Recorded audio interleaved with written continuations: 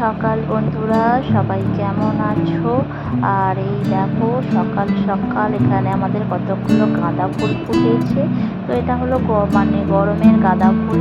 আর এদিকে দেখতে পাচ্ছ চারিদিকে বেশ একটা সুন্দর মনোরম পরিবেশ। তারপরে রাত্রিরে বৃষ্টি হয়েছিল।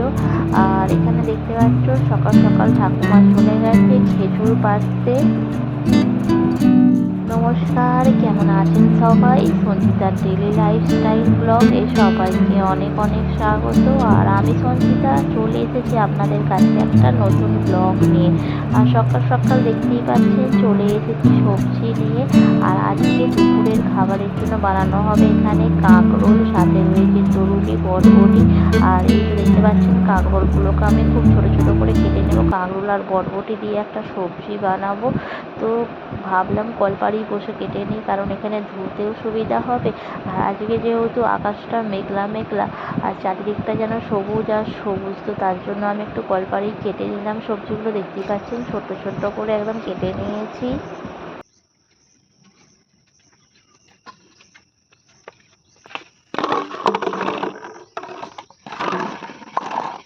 অনেকক্ষণ করবে নাকি? না, বাবা হয়ে এসছে। আদা মাথা দেবে নাকি? না, আদা বেটে নেবো। পোস্ত পোস্ত ওইখানে বাটা যাবে না, সেদিন উপরে বেটে নেবো।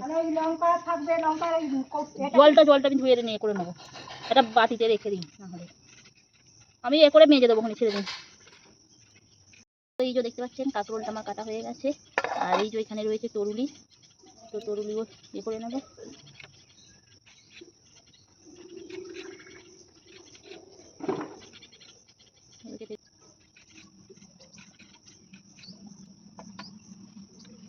আর তরুলিগুলো আমি খুব সরু সরু করে কাটলাম। তারপরেই একটু আলুটা ছাড়িয়ে নিলাম। আলুটা আমি সিদ্ধ করতে দেবো ভাতে।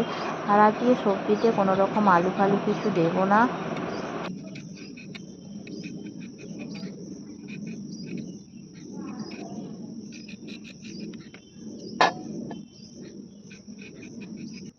আর কাল রাতে যেহেতু বৃষ্টি হয়েছে, সকাল থেকে একদমই মেঘলার ওয়েদার, মানে রোদ্দুরই নেই। আর চারিপাশে প্রচুর পাখি এসেছে, পাখির কাকলি, মানে খুব সুন্দর লাগছে পরিবেশটা, দারুণ লাগছে। তো একদম চারিদিকে সবুজ আর সবুজ। তো দেখতেই পাচ্ছেন হয়ে গেল কাটা। ও সকাল সকাল চলে এসেছি রান্নাঘরে, যেটা আমার প্রতিদিনেরই কাজ। তো সকালে চলে এলাম রান্না করতে। এই দেখো আজকে হবে এই যে তরুলি পোস্ত, আর সাথে ছোট্ট ছোট্ট করে কেটে রেখেছি এই যে কাঁকড়াল। তো কাঁকড়ালটা নুন মাখিয়ে রেখে রেখে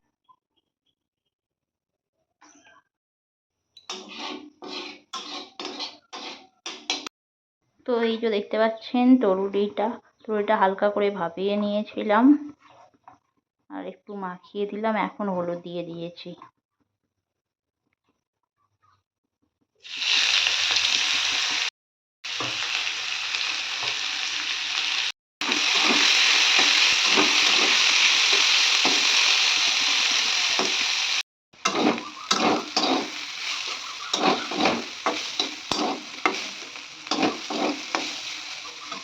তো তরুলিটা আমি একটু ভেজে নিয়েছিলাম, দেখতেই পেলেন বেশ ভালো লাল লাল করে ভাজা হয়ে গেছে।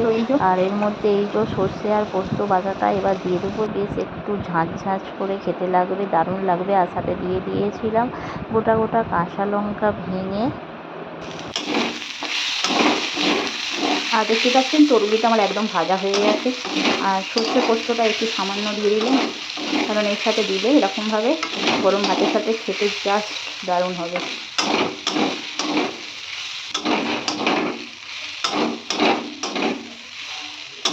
আর এই যে তরুলি সর্ষে পোস্তটা দেখতে বেশ দারুণ হয়েছে। আর এবার এটা হয়ে গেছে, আমি এবার এটা তুলে নেব। দেখুন একদমই শুকনো শুকনো, গরম ভাতের সাথে খেতে খুবই সুন্দর লাগে। তো এই যে দেখতে পাচ্ছেন একদম হয়ে গেছে শুকনো শুকনো। এদিকে ঠাকুমা একটু গিয়েছিল মাছ ধুতে।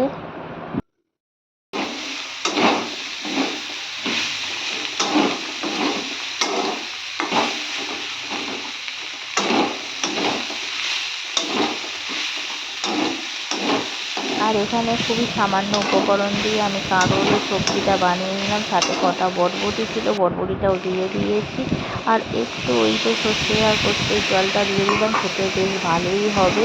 তো যেহেতু মানে নিরামিষই বানিয়েছি, কোনো রসুন টসুন কিছু নয়, তো ভাবলাম এই জলটা দিয়ে দিই, খেতে দারুণ লাগবে। আর দেখুন বেশ খুব সুন্দর একটা তরকারি হয়েছে আলু ছাড়া, যেহেতু কাঁকরোল আছে। আর এই যে আলু তরকারিটা আমার রেডি হয়ে গেছে।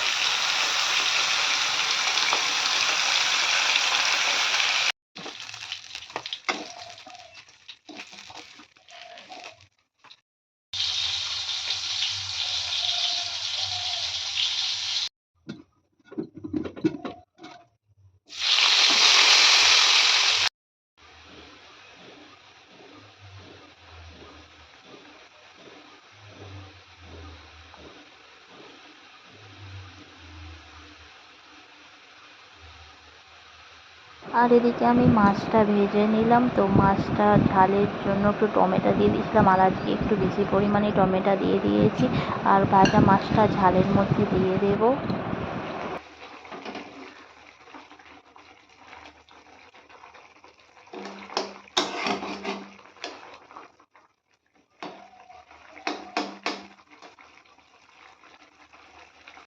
আর মাছের ঝালটা আমার হয়ে গেছে। তো মাছের ঝালটা আমি এবার একটু নামিয়ে নিলাম।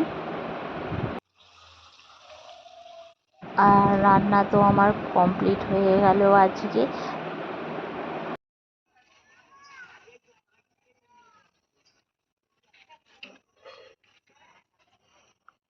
আর এদিকে দেখতে পাচ্ছেন ঠাকুমা খেজুর পাড়তে গেছে একটা লাঠি নিয়ে। তো লাঠি দিয়ে পেরেছে, এখন সেই খেজুরগুলোই খুঁজে খুঁজে দেখছে কোথায় আছে, দেখতেই পাচ্ছেন।